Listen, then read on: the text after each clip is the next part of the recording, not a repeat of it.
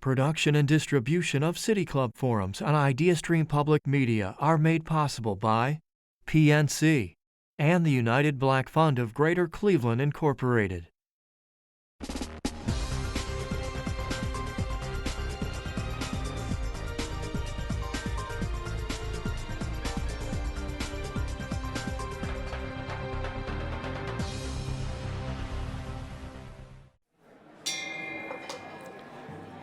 Hello and welcome to the City Club of Cleveland, where we are devoted to conversations of consequence that help democracy thrive. It's Friday, August 5th, and I'm Dan Moulthrop, Chief Executive here and a proud member. Our forum today is the second in our Building Success series, where we hear stories from those who have successfully navigated the obstacles faced by Black and brown business owners.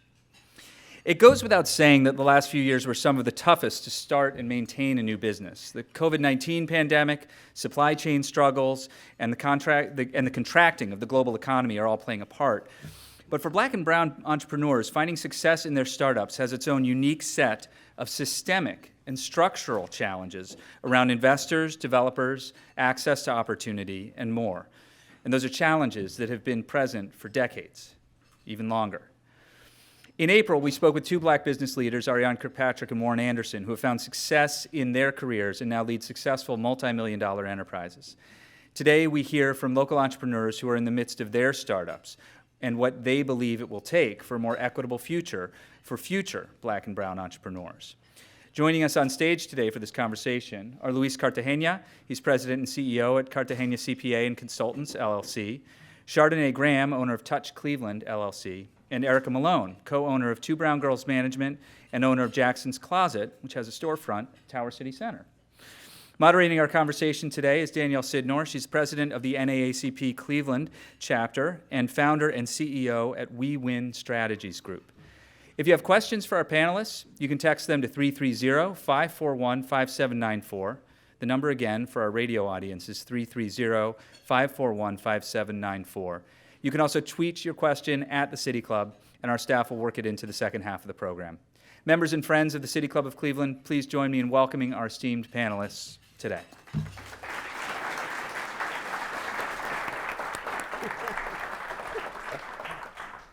All right, good afternoon, everybody. We're excited to be here. This is my first time moderating in person at the City Club. Dan reminded me while we were in the room in the back that I had a chance to moderate while we were all locked in the house during COVID.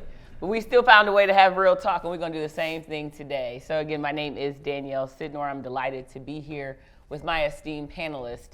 Our desire today is to have a real conversation about what it means to be an entrepreneur as a member of the Black community, the Latinx community, and to really try and share some insights that you can all take away as you're supporting more businesses in the community. We have a lot of bankers in the room. We have folks listening all across the state. We know that we'll have folks that are going to stand up and ask questions and then also text in. But I have a couple questions prepared for the panelists. And while we're talking, I hope that you all are listening and come up with your own conversations. So Luis, I'm going to start with you because you just happen to be right next to me. Okay. So talk to us a little bit, briefly though, and so we can get through a lot of information. Okay. Talk to us a little bit about your journey, your why to becoming an entrepreneur. Just to start off, buenos dias, buenas tardes. My journey has been unique, right? I'm a late bloomer, so I spent my 20s completely enthralled in trying to turn $5 into $10. Anything you could think of, that's what I was doing. And then in my 30s, I went back to school. And when I went back to school, I always knew that it wasn't for me to just get a job and try to climb the corporate ladder. For me, it was always about going back out there and giving it another shot with the drive I already knew I had, but the actual educational background now to match my drive. And so now I'm in my 40s and I'm 5 years into having my own CPA firm, and it's been a very unique challenge because I didn't work at a Big Four CPA firm before I started my own. But I volunteered through so many different nonprofits, small businesses, and different initiatives that I made sure that I engulfed and found the experiences I needed to not only be able to talk to you about a profit and loss statement and balance sheet, but then taxes, and be able to bring the education and the knowledge that I was able to obtain back to my community that needed that information so importantly. Good. I got like 5 follow-up questions, but I'm gonna come back to that. Chardonnay, I'm sorry. Tell us a little bit about your journey into entrepreneurship. So like Louise, mine was unique as well. I've been very vocal with my story about how I had no intentions on being an entrepreneur. It was not a part of the plan. I wanted a nice cushy job that paid good benefits like everyone else. But Chardonnay, it was not getting hired. And I was advised by my mentors to shorten my name to Char. At first I thought that, like, no, this can't be the reason why I'm not getting a job. And sure enough, once I shortened it to Char, I started getting more interviews. I finally landed a job, thought that was my dream job, and I got let go from that job at day 52 with no real explanation. I guess Chardonnay showed up. And so after that, I put Chardonnay from East Cleveland back on my resume, and I said, you know, hey, if they're not gonna hire Chardonnay, I don't wanna be there. But then of course I went unemployed and broke for a very long time, and I started freelancing. I was only 25, I didn't know what I was doing, and because I was just freelancing, everybody was like, why don't you just start a business out of this? And I'm like, how? Where? I don't know. So I freelanced for about 3 years before I actually became full-time in Touch Cleveland, but that's how I started. I fell into it. You walked into it. Erica, talk to us a little bit about your journey into entrepreneurship, because you have a couple things going on. I do, All right. I do, and they're on 2 totally different ends of the spectrum. But most importantly, the 2 Brown Girls Management came about with my best friend. It actually started because I went through a period of time where I was homeless, and one of the things that I found was that when I was trying to get into certain shelters, they had criteria that I didn't meet.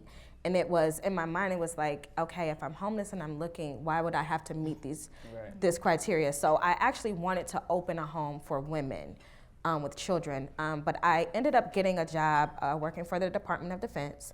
And in their finance office, we paid the retired military as well as active duty. And a lot of the callers that I would speak to about their pay were homeless.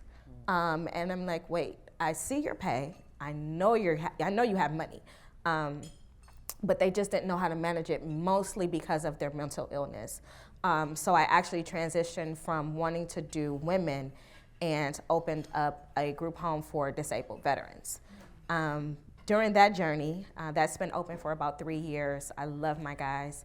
But during that journey, I did have a son and found another issue. So I think my journey is mainly about solving issues, because when I got pregnant with my son, I noticed that they didn't have many options for boys' clothing. So that's when I realized, okay, I have to do that myself. So I'm more of the problem solver. So that's how I got into my entrepreneur journey.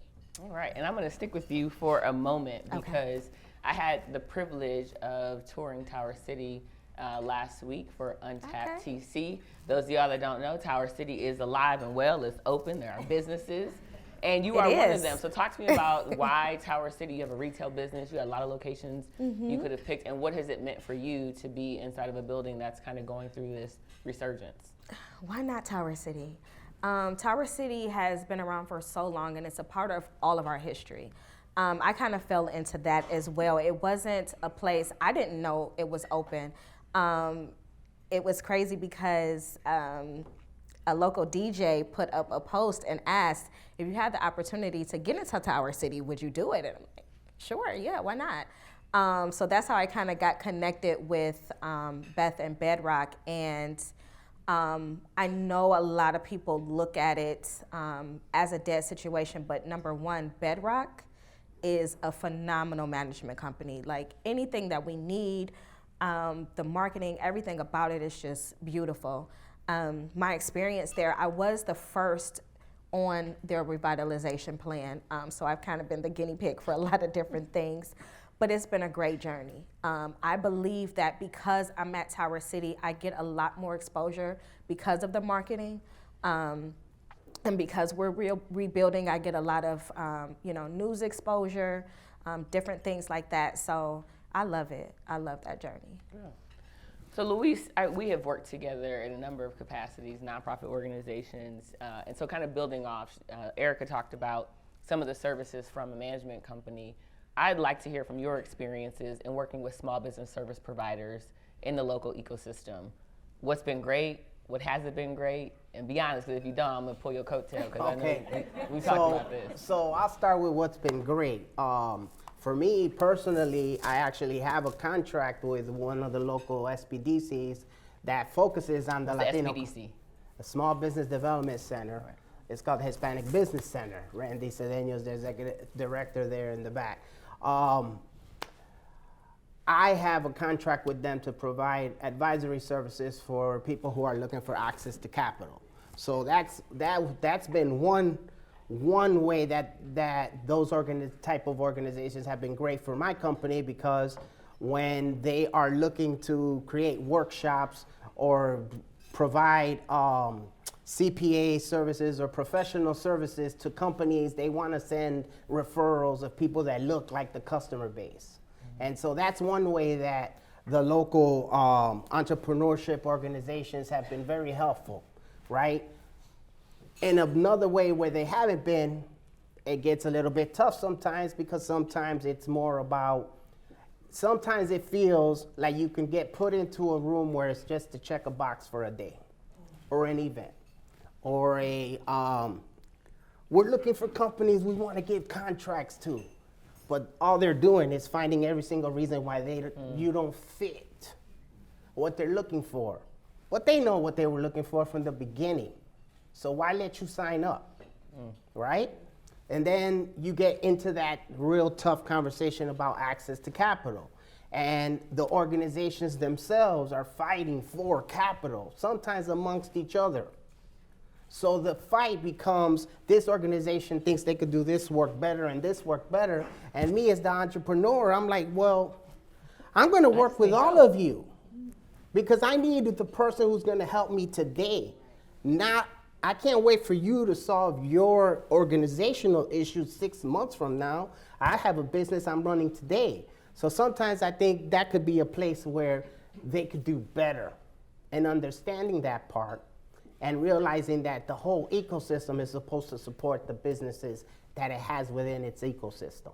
Not have us waiting for them to figure out where this funding's coming from, for which organization it's gonna support, and then we're at the end. Like, oh, the help is here 3 months after the fact. So that became a big sticking point during the pandemic. And Chardonnay, I'd love for you to talk about your experiences with the small business ecosystem, on your current journey. I'm not gonna tell you what to say, but you tell us what it's been. Well, so as a service provider, I think it's a lot harder. I think that when you're trying to get funding and you have a product or any type of retail, it's real easy for someone to look at the numbers. Oh, you're selling this for this much, this is your cost, this is your profit. But when it's service, it's like, oh, okay, what exactly are you providing? How do you measure that? And of course, it's not consistent. It's no way to say this is what I'm charging every single client, because every project is different. For me, I think what has also hindered me is that on paper, it looks like I've been in business for 7 years. So it's like, oh, you should be thriving, right?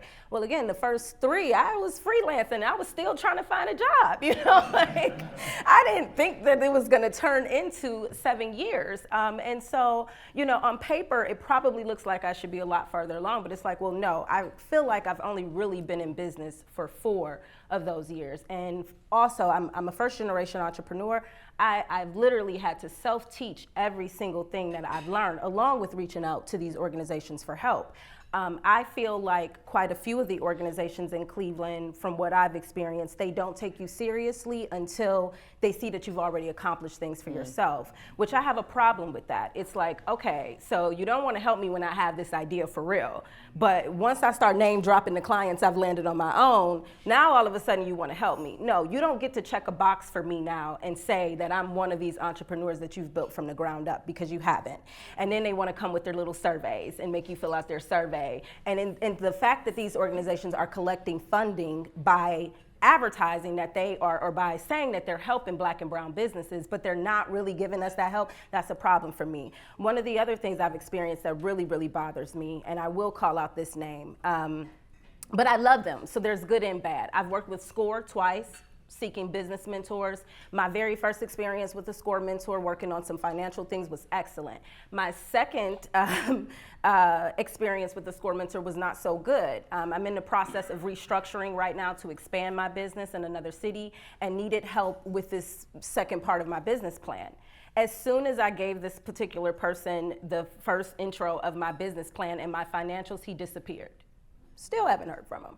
That's the second time that's happened to me. Now, I don't want to make the allegation that my information is being misused, but it's a very, very, very, very, very uncomfortable situation when you already don't know what you don't know, and you're trying to go out here and trust people, and you're sharing all of your personal information, and they're not getting back to you. So for me, sometimes I really feel stuck between a rock and a hard place because I need help. I am definitely at that place now where I can say, I need help to really make it to that next step. But I also don't feel like I know who to trust. Yeah. And that's real. I mean, I think as an entrepreneur, it's a constant journey, right? You're learning something new every day. You're meeting new people.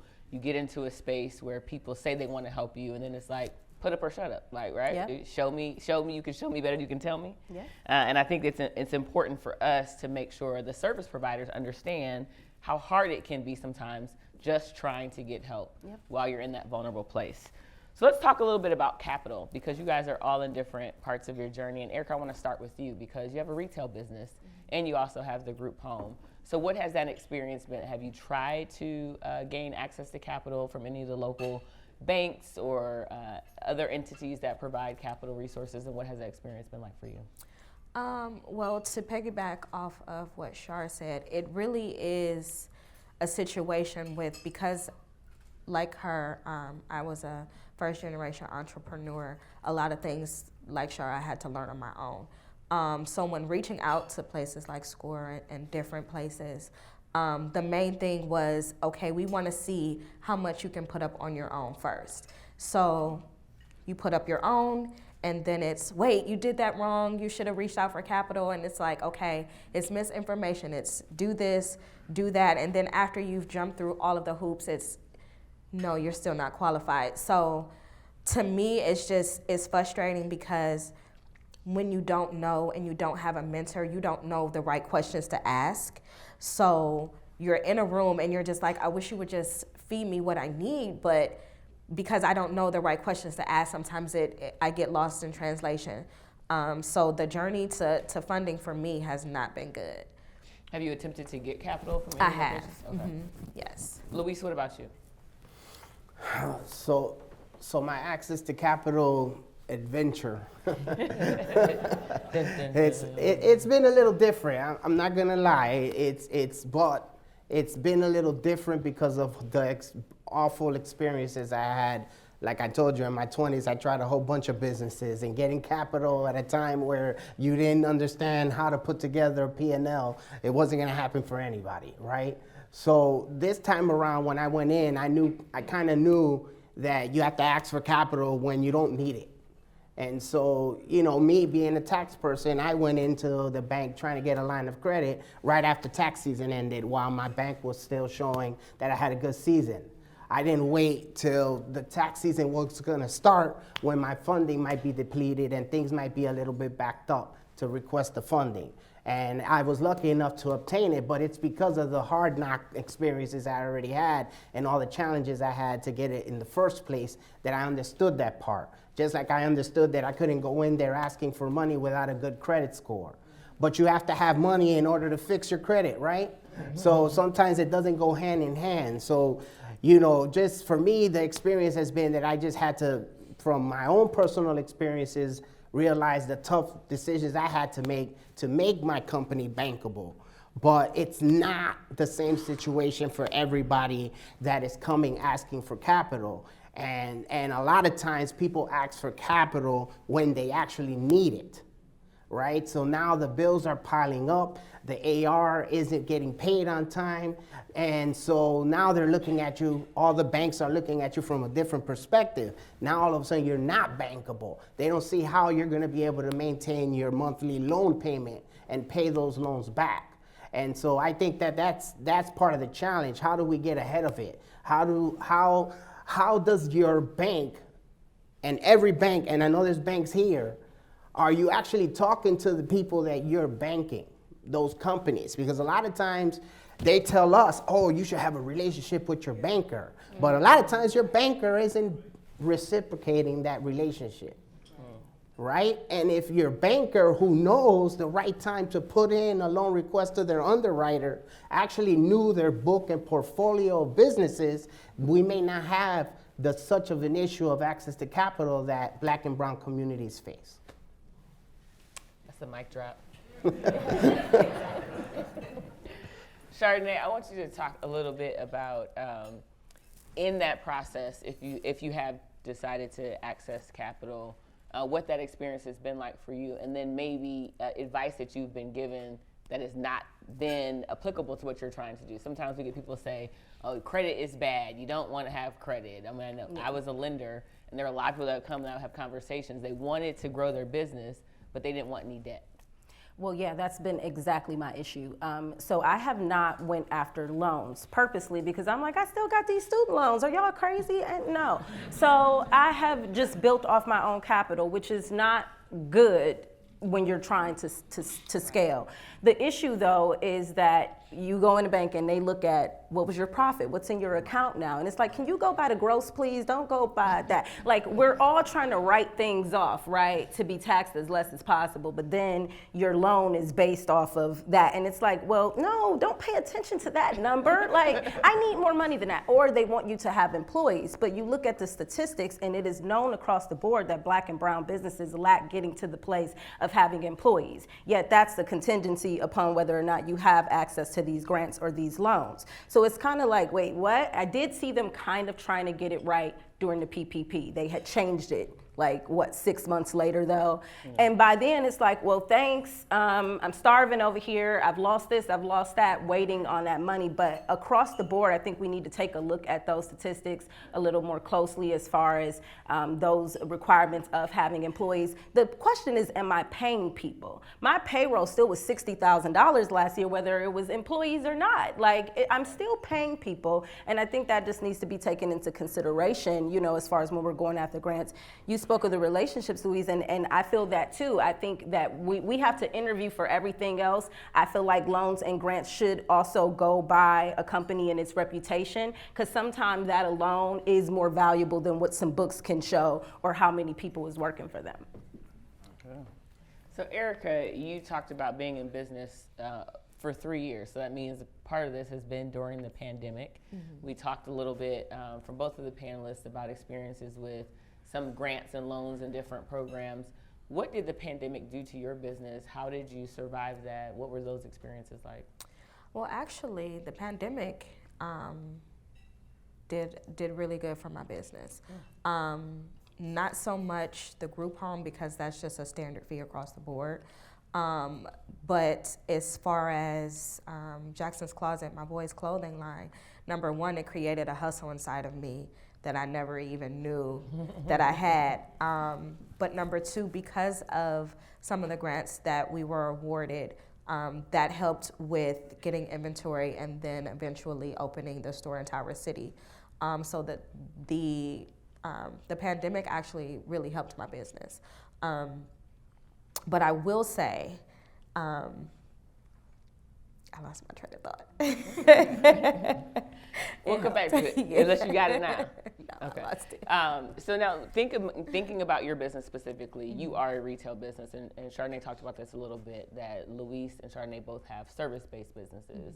As a retail business provider, what have been some of your biggest obstacles? I think about Amazon or Walmart or some of these big box places that people think about when doing their retail shopping. How have you countered that? What have your experiences been? Well, the major issue for me is because I have a custom brand. So I deal with manufacturers. I build from scratch.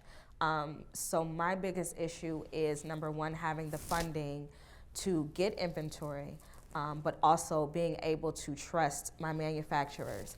I've had a situation where I was able to get the funding to get a whole line of clothes, and my manufacturer disappeared on me. So my biggest issue is really just having a network of people, because that's something that could have been avoided had I known different steps. But again, because I'm learning as I go, some of the things are just pricing mistakes that I've made. But I think as the corporations that we have here in Cleveland to help businesses, I think just more information will help with our retail businesses. Okay. Louise, we talked a little bit during the pandemic about how hard it was for certain people to get access to the PPP loans or the EIDL loans. You had to have proof of income, you had to have your taxes, you had to have all of these things. So as a CPA, what did it mean for you specifically in your community to be able to provide these services? What kind of things did you see? What kind of challenges? Well, let's start number one with the fact that a lot of entrepreneurs were paying themselves but had no record of it, right? They weren't actually cutting themselves a check every week. They were pulling out the cash when it was available. So that was one thing that from the beginning, when they said you had to run payroll because you had to show your payroll stubs to get the PPP loan, it turned out that later on they just went towards the Schedule C, because at least there you could show what your net income was. The problem was with the net income, they weren't accounting for depreciation, mileage, and things like that knocked down your net income for lower net income so you could pay less taxes. So now you're just getting a PPP loan based on that net income, not actually what you were paying yourself as the owner of that business. So that was one huge challenge. Secondly, and more particular to my community, was the fact that there were language barriers involved with all those applications and every organization that was providing those loans. They didn't understand how they had to fill out those applications. They didn't understand exactly what was the statements they needed and the exact information they had to put in. So me as a bilingual CPA, I was able to provide a lot of those services. And I'm not gonna front, I was partnered up with HBC in providing a lot of those services that thankfully a lot of our small businesses were able to obtain at no cost to them.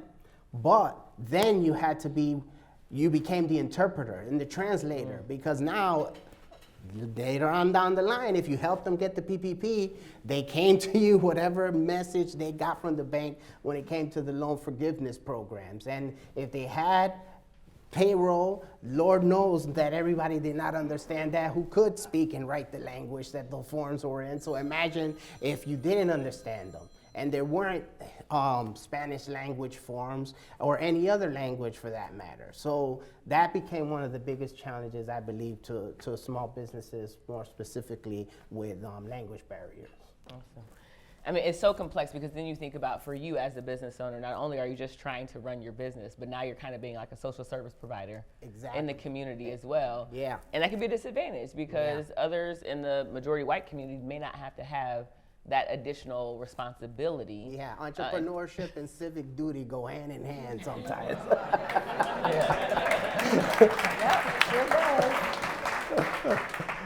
So Chardonnay, I know we also had a chance to do some things together during the pandemic. I was walking around with a boot on my ankle at the MLB All-Star. But talk about your experiences with kind of having to prove yourself. You said going into banking institutions, right? You want to be interviewed sometimes, but then when you're doing other mediums and other type of work, what has that experience been for making sure people realize the price that you're charging, you're absolutely worth it, and you deserve every penny you're asking for? Well, to be honest, I feel like that's something I'm still struggling with, is getting that right. I have to start looking in the mirror these days. Like, you've been in business in this career for almost 10 years. So I'm having those talks with myself right now, okay? Because I'm in marketing, I'm in this feel this industry that I feel like is very saturated. People think if they can do a social media post that they understand marketing, and it's not that. You know, I've gotten a degree in this, I've spent 10 years in my field, and I'm still learning the nuances of marketing, of public relations, and there's so many other things that change it or that dictate it. So it's almost insulting sometimes when you do have people with no real background in it that are also claiming that they do it. And so it makes the market share all over the place. It's very hard to charge very high prices when you're competing with people that are charging like half of that. Not to mention, of course, yes, being a young Black woman. I mean, I feel like there's constantly trying to prove, Louise, you mentioned earlier too, that you didn't spend a bunch of time with like, you know, a big company. And while I did have some fairly big companies under my belt, I didn't spend 10 years in a big marketing agency where everybody just knew my name when I came out the door. So, you know, I feel like there's, all you can do is let your work speak for itself, you know, which is why I do try to take on projects. Danielle obliged me when I didn't even know her by being a part of an impact series that my company did, where we interviewed 10 entrepreneurs and we asked them, like, how has it been building your business, navigating systemic racism? And so I was very grateful to meet you around that time. And it's doing projects like that have, you know, if anything, given, I guess, a highlight to my work and what I do and what we stand for, just to take those type of things and run with it. So I'd say that's how I've had to prove myself. That's how I'd recommend that anybody proves themselves. Just do the work and let it speak for itself. So I'm going to give you guys all a chance to do a final segment before we open for Q&A from the audience. So you got bankers in the room, you have service providers in the room, you have movers and shakers, and just everybody in here. What is one or two things that you would say people can do to better support Black and brown entrepreneurs? Or five, whatever. Well, here's the thing with the word support that I've been finding is hard for me. I almost sometimes don't want to use that word because it comes with so much responsibility behind it. I feel like some people, when they say I've supported, it's like charity almost. And they feel an obligation for you to be excited about it or picture. Appreciative. And sometimes it's just not that. If we make a transaction to where you buy something from me and I sell it to you and you like it, I think that should be enough. But I think with the word support, it just gets a little sticky. But as far as coming from where I am, the thing that I lack the most, like I said, is just knowledge, information. I feel like we have to dig a lot for the information. I've had to learn a lot on my own. I've had to research and get put here and sent there. I've gotten with mentors that don't know anything about the business that I'm in, so it's like they're limited on the things that they can help me with. And then again, with the capital, with me being a small business, it's hard for me to cut costs for my clothing because you have a Gap who can order tens of thousands of pieces at one time. But because I have to order a smaller quantity, you know, the cost is large. And with the recession coming up, or if we're in it right now, that just makes it harder for the moms that are shopping for their sons. So we have to do different things to pivot, like make clothes that you can wear in different ways, just become real creative in that. So I think, again, with the access and the knowledge. Thank you. What would you tell people? Okay, I got a list. I see somebody taking notes. Okay. So for the predominantly white-led organizations that proclaim to help Black and brown businesses, I think that they should be more intentional about giving that funding to other nonprofit organizations that may be on the come up. So there are several people who are also trying to start initiatives that have not reached the level of an Urban League or a Jumpstart. But clearly both of those organizations are like at capacity. So why not reach down to some more grassroots nonprofit individuals and give that funding so that they can help you help other Black and brown businesses and people that actually look like them. I also think that, again, practical knowledge is the best teacher. I'm so grateful for a professor I had at Notre Dame College. I still sing his praises all these years later because he was such a practical professor. I got real experience before I ever set foot out here. And I think that that's what's needed too. I find it kind of ironic that many of the organizations that are here to help us, there's not people there that actually have run businesses themselves. Some have, but not enough. And so if you have not actually been out here crying at night about how you about to land this contract or serve this client the next day, there is only but so much that you are really gonna be able to help me because you do not know my plight.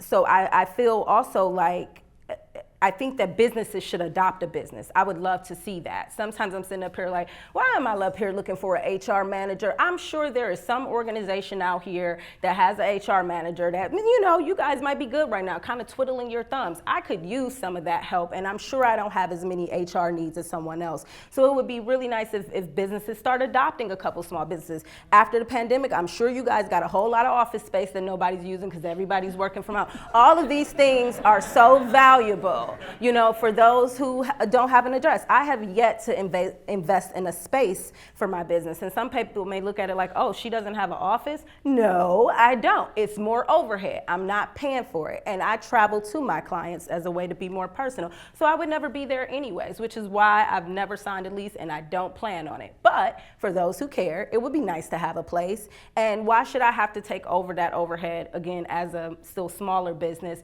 when there's so many organizations out here who have more than enough space that they could be using. So I think if there were, we have these incubators, but forget the incubator. I'm saying she should be able to go and work with a bigger retailer. I should be able to maybe go and be housed in a Dixon Eaton, whatever it is, but actual businesses incubating us. And let's see, was there anything? Oh, I think that about covers it. If not, you know, Q&A is coming around. We're not done yet. Okay. Luis, what would be your advice to support businesses?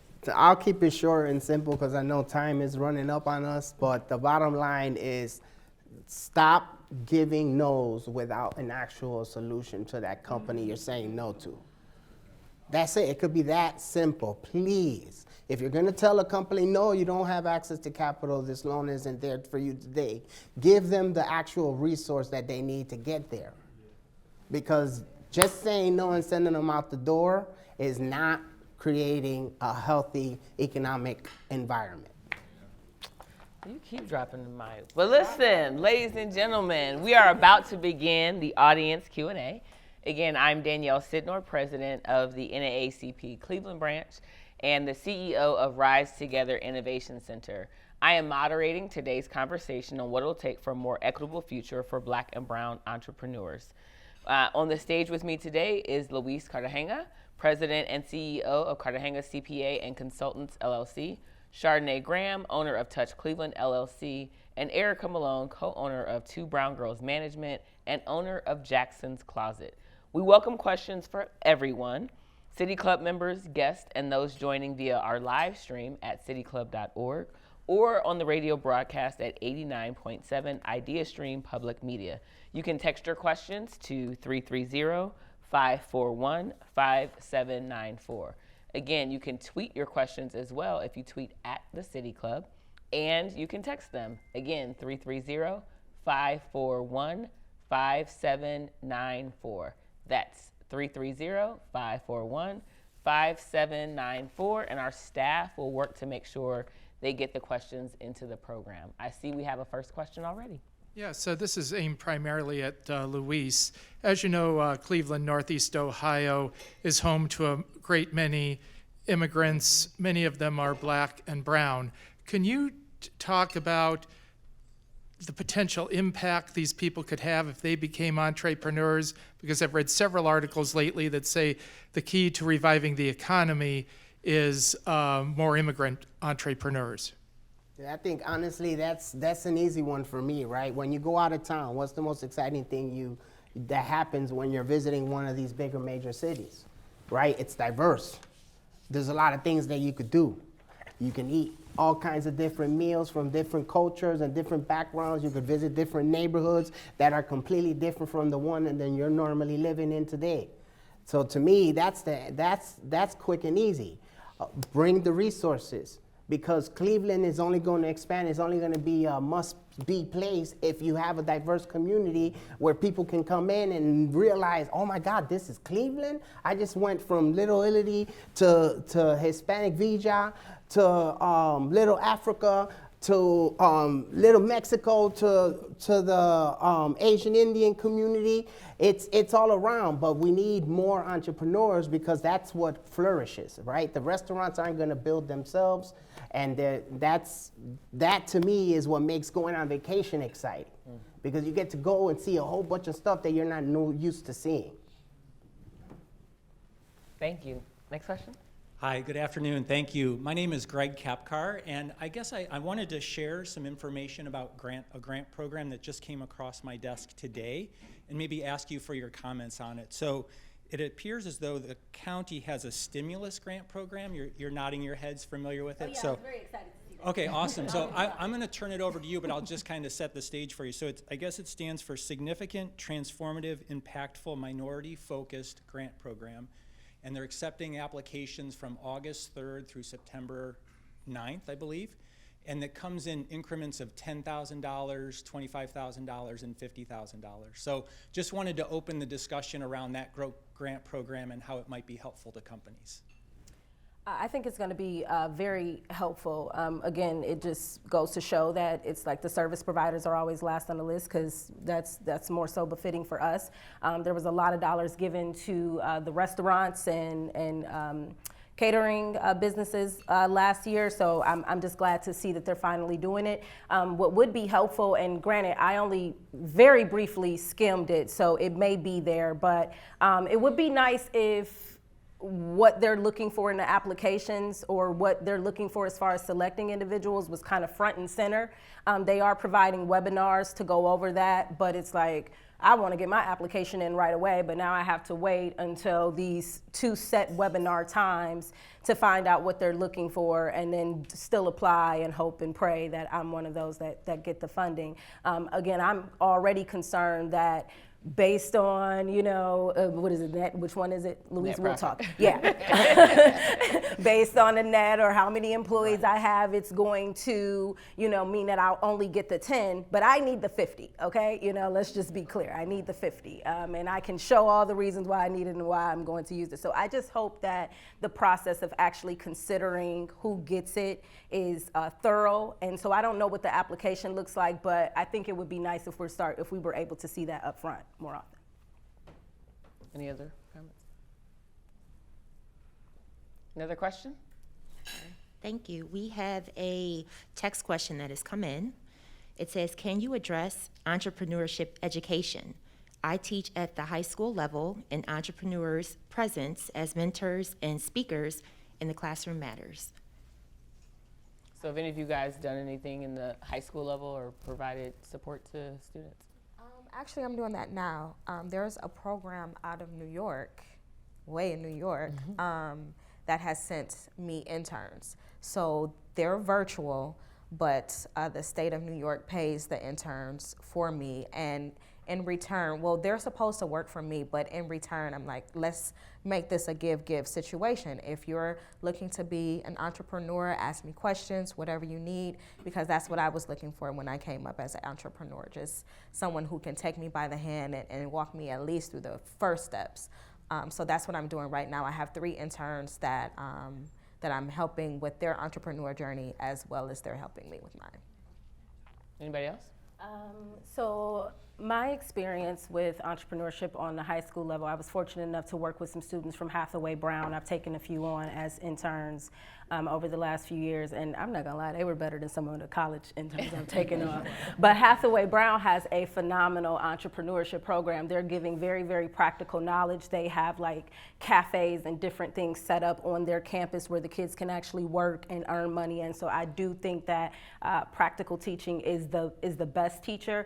As far as entrepreneurship being this study, because it was not a study at all, like when I was in school, as far as it being like this major now on the high school and college level, I just hope that they are actually teaching the kids the part of entrepreneurship that everybody doesn't see. Are you teaching them actually how to be their own HR manager, an accountant, and legal person until they get to the point of being able to hire those things? Because that's probably my biggest hang up. It's not doing the marketing, obviously got that part. It's not, the service itself as far as working with the clients. That part I got down packed. It is trying to wear all the hats until I get to the point where I can pay someone $70,000, $80,000 to be in those positions. So I think that entrepreneurship is glorified now as where it's just, oh yeah, all you need to do is start this business. No, and what about all of the other things in the background? So I would just say I hope that the studies are going into those sectors as well. Good. Another question? Hi, thank you. So I kind of have a comment and a question. Just listening to the panelists, it sounds like the ecosystem is kind of like disjointed. It's like everybody is kind of working in silos. It's like this organization over here deals with that, another organization deals with that. In any of your experiences and dealings with the different organizations that you have worked with, or maybe somebody knows, is there one organization or maybe two organizations that focus on the entire ecosystem from kind of A to Z and helping some of the people to navigate? So some of the things that these entrepreneurs on the panel mentioned, if I go there, then you can kind of take me. It's like a one-stop shop, but I don't have to figure it out all on my own where I'm doing a lot of the legwork. They are, that actually does exist. I'll admit, I don't think that it is perfect yet, but they have seen that that's the issue. So they have what's called the Business Growth Collaborative, right? Mm-hmm. And that is pretty much the ecosystem of all of the organizations in Cleveland. If I'm not mistaken, GCP, ECDI, who else is there? Okay, Urban League, everybody's like within that. The only thing I have seen that's kind of the issue there, and Destination Cleveland is actually starting to be involved with that as well, so that when people are moving here or new here, they can also plug them into that system. I think the only issue is still that there's some duplication. And as far as people still providing the same things, which is needed to some extent because there's too many people to serve. But they're trying. I don't know. They're trying. There is something there. So I would say check out the Business Growth Collaborative. It's probably the closest thing we do have to being that one-stop shop to connect you to everyone. Another question? Hi, great forum. My question is for Ms. Graham. You talked about having a couple of mentors, one excellent and one not so hot. And so my question for you is, at this point in your career, how important is it to you to have a mentor, and what qualities are you looking for in a mentor? It's extremely important, and I don't think that there's any point in my career where I won't need a mentor. And now I'm just focused on making sure I'm taking on mentees so that I give back how they've given to me. In fact, you have one sitting next to you, Ms. Barbara Cottrell. She is someone I've worked with at New York Life, was one of my very first clients to take a chance on me, and has been there throughout my career to pick up the phone and talk to me about whatever, whenever. And even though she's never been a formal mentor, she has mentored me. So I think it's very important for me. I'm just looking for someone who's gonna give it to me straight, no chaser, because as you can see, that's pretty much how I go about things. I'm looking for someone who, again, can teach me very practically, who can give me practical knowledge, who's willing to give me the game, like literally. If you guys don't know what that means giving actual instructions. I'm looking for someone who, again, believes in me, believes in my vision, and who is also willing to go to bat for me, because Lord knows that any people that's in my circle, I fight for, I vouch for, I support as well, and so I'm just looking for a mentor that'll do the same. Thank you. Another question? Hi, thanks for coming out today. I loved hearing all your stories. I work at Tri-C for a program called Goldman Sachs 10,000 Small Businesses, and we help small business owners grow their business with a lot of the things that you all talked about, an education program, as well as practical learning and hands-on peer learning. So how can we get this information out to the Black and brown business owners so that they know that this is a grant-funded program and there isn't any cost to participate? So Love Goldman Sachs, been stalking them since my second year in business. Only thing I would say about, well, one, when I first learned of Goldman Sachs, I didn't qualify. And I was very glad to see that, after all of the things in 2020, that the requirements came down a bit. So that was a great step all on its own as far as helping us. I think just connecting to the organizations here in Cleveland, I think you guys have done a great job. I mean, I've heard about you. I've been very well aware of you for a while. So I can't really say what you're not doing. I say just continue to connect with the organizations, definitely with the colleges and universities, because I wish I would have known about it even sooner. And then, again, just continuing to take a look at the statistics of where Black and brown businesses actually are and making sure those requirements are fitting for them. Another question? This is directed at Chardonnay. Oh, okay. So we've got a Twitter question. So you recently applied for and were accepted to a Tulsa, Oklahoma remote work program. How do these issues play out in Tulsa? Are things any better out there? No.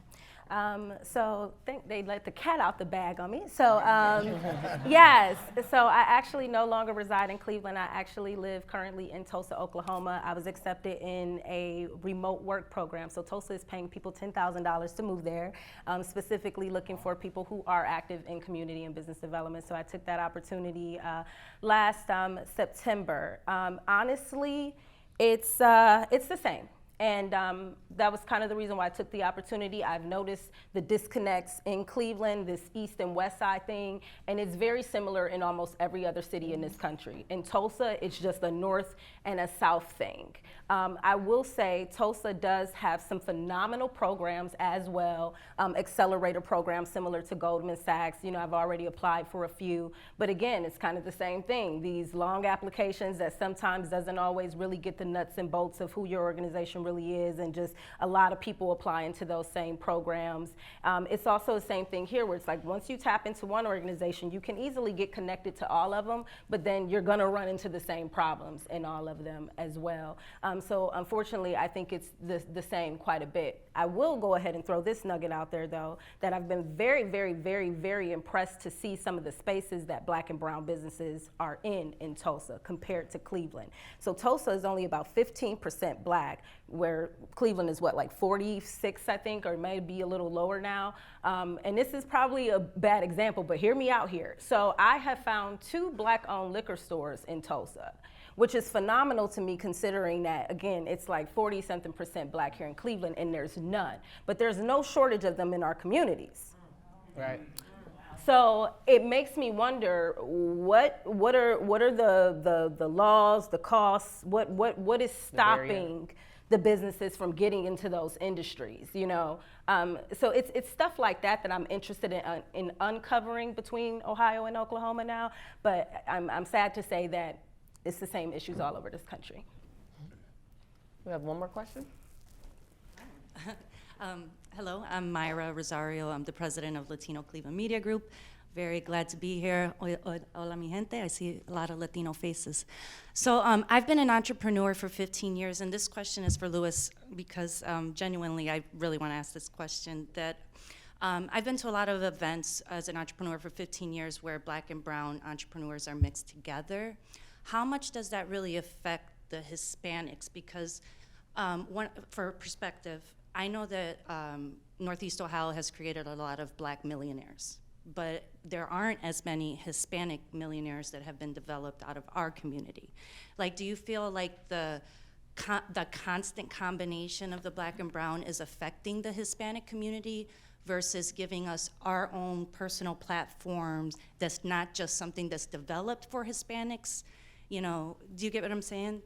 Do you understand the question? So the question is, how does these Black and brown things really truly affect the Hispanic? Do we get the platform we need? Are we getting the services we need? Are we getting lumped into minority group, which is, this is what system racism is, right? So, just love to, sorry it was a load, but you're probably the most qualified to answer it. So it's a little bit of a loaded question, but I'm gonna answer it with my own personal opinion. Yeah. And for me, this is what inclusion is about, right? And inclusion, it's real easy for us to go and say, you're not doing this, you're not doing that.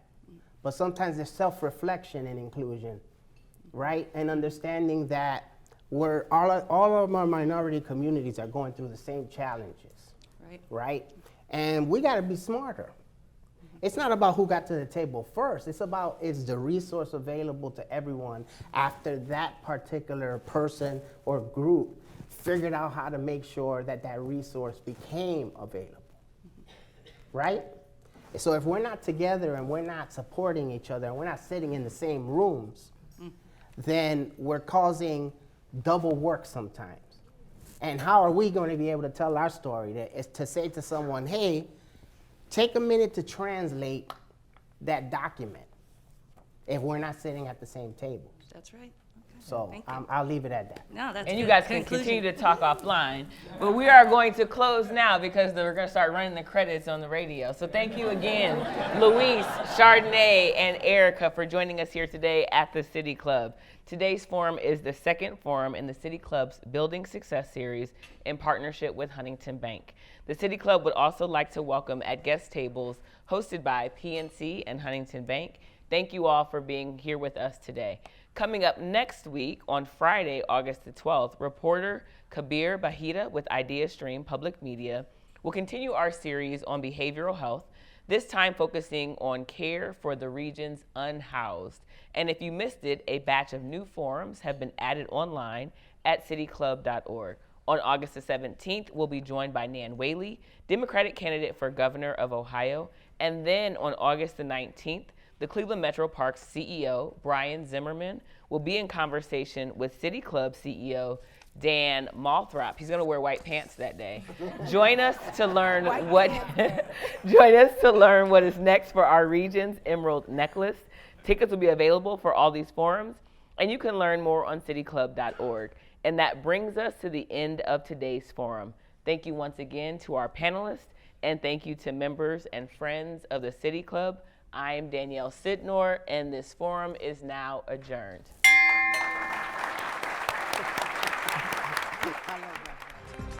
For information on upcoming speakers or for podcasts of the City Club, go to cityclub.org.